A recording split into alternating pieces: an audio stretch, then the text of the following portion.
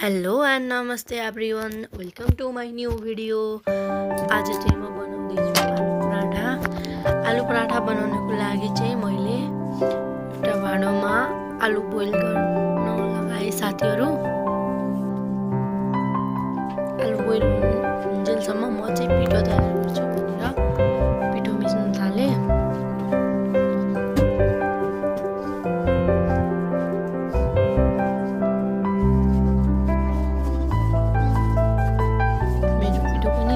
सकेको छ साथीहरू।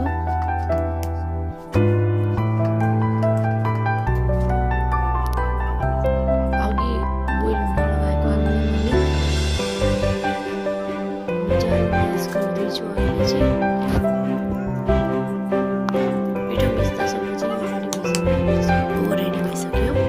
यसमा खुर्सानी, नुन, बेसार सबै मसलाहरू राखेर राम्रोसँग मिक्स गरेँ मैले चाहिँ।